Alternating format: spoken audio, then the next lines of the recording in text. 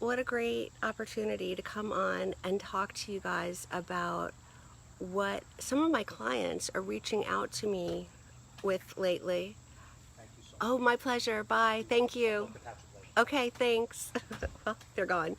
Um, so I wanted to let you know, so if you hear something that sounds familiar, this is what my clients right now are going through. So just yesterday, one woman who I work with called me in such a panic because she's not in the middle, just in the beginning stages of a really, really contentious divorce with a very, very difficult, narcissistic, controlling, um, angry spouse who has serious anger management issues, very abusive on many levels. So he had an appointment to come to the marital residence to get some things of his, and she was there with her two daughters. And the older daughter, who's a teenager, hi guys, thanks for being here, started yelling at the father, started in on him and just like really was raging out of control. She was so angry at him. She was so hurt by all the things that he had done that led to the demise of her parents' marriage, and said some really ugly things, including some words that are not allowed in their household. And so while it was going on in real time, the mother called me. She's, my client, and said, what do I do? Like, do I interfere? Do I stop this fighting from going on? Do I punish her for the things she's saying to her father? So in real time, this is what we're dealing with. So anyway, we talked briefly. She went back to see it through. And when the dust had settled, we got back on the phone and we thought of some real strategies, what the best way of handling this was going to be.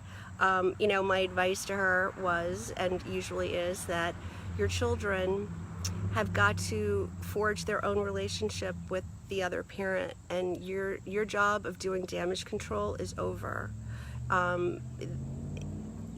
Yes, you can talk about how inappropriate the language was, but it's uncharted waters. These are things that these kids have never had to go through before. You've never had to go through before. So it's all uncharted, and it's really great to have this lifeline, this lifeline to someone who not only went through it herself, very similar situation in my divorce, but also I've helped now hundreds of women at different levels, but hundreds of other women dealing with guys like this and the fallout from the divorce. And yeah, I have a much broader perspective, and someone who's in this position that I'm in, who's coached so many other women through these things, can actually see the big picture, the big perspective of what all this is going to look like 10 years out, and what the best, it's also strategic, right? It's a big chess game, and what the best course of action is for you in real time. So, oh my gosh, another of my clients I've been back and forth with all weekend, who is just so distraught that she feels her lawyer is just not understanding the personality that they're dealing with in her ex-husband, or hopefully soon to be ex-husband. The lying in court, the lying in documentation, the not coming forth with documentation, just manipulating the court system, and she just feels her lawyer is naive about this and is not being as aggressive or proactive as she needs to be. So we've been talking about how she has to handle her own lawyer, and that has been a big relief to her, because you can't go to your family and your friends with this. A, they've probably never done it.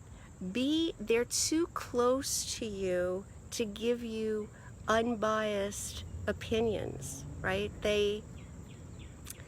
they care too much about you. They're well-meaning, but they may give you really bad advice because they're too emotionally involved in your story. So it's really important to have someone who is objective and not subjective, right? To help you maneuver how to stay in the driver's seat with your lawyer, how to make sure they're doing what you need done, how to minimize the legal fees incurred by handling a lot of it yourself. So these are the ways I help my clients, and my highest level clients, of which I have a ceiling as to how many I can, hi, hey guys, oh, so many people, so many of my friends, hi. I'm not going to say your name because I try to keep this as anonymous as possible. It's, you know, I can't, your names are going to show up, but on the recordings, I'm not going to say your name, but thanks for being here and thanks for watching. So it's important at that high level of support, they have 24/7 access to me. They can use this app on their phone where we connect. I can hear them in real time. I can answer them in real time. We hop on the phone if it's necessary. But, you know, I can't take a lot of clients at that level because it's so many man hours for me, and it's, you know, I don't farm that out to anybody else. That's all me. So those are my highest level clients that get that type of support, and let me tell you, they definitely see the value in it because, you know, this is like I said, a lifeline. Things are happening at warp speed here. You know, you've got to stay really agile. You've got to figure out how to treat your adversary, how to talk to him, how to handle situations that arise, how to handle your attorney, how to parent your children during this time. It's a lot. There's a lot going on.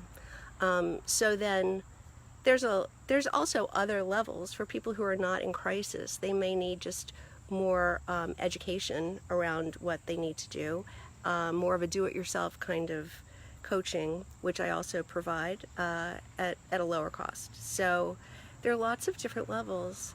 So that's just what I wanted to come in and share with you about how much support my clients get when they are working with me during their toxic marriage or contentious divorce from a narcissistic husband. If you know someone who is going through that sort of situation, would you share this with them? Or just have them follow me, have them look for me, and maybe send them to my YouTube channel as well, because I've got lots of videos with really valuable content that can help a lot. So thanks. And if you are watching and you think that this is something that you want to find out more about, if you're in a situation like this, the first step to working with me is to have a free call with me. This is how I can learn about what's going on in your marriage, what the circumstances are, and I can tell you honestly, I'll be perfectly transparent, if I can help, if I'm the right coach for you, and if I think that we're a good fit, then I'll tell you more about the different ways I work with my clients, and we can see if we can work together. All right, so the first thing is to have that free call, and it's really simple. You just go to my website, victoriamccooey.com. Up at the top, you'll see a big button that says free session. You can schedule it yourself on my calendar in one of the available time slots. It's really simple. So I hope that you'll reach out and schedule that free call and take the first step in getting this support, because, you know, this is seems like it's going to be going on forever, but it's not. This is like a pivotal moment in your life, and you want to have the best support, the most resources, and the best guidance you can around this, so that you can springboard into the next phase of your life, right? You can change that trajectory so that you're ready to go. You are in the perfect position to take off and create that amazing life when this is over, and how to heal from the damage that's been done to you in this toxic marriage. All right. Thanks again for watching, guys. I'll see you soon.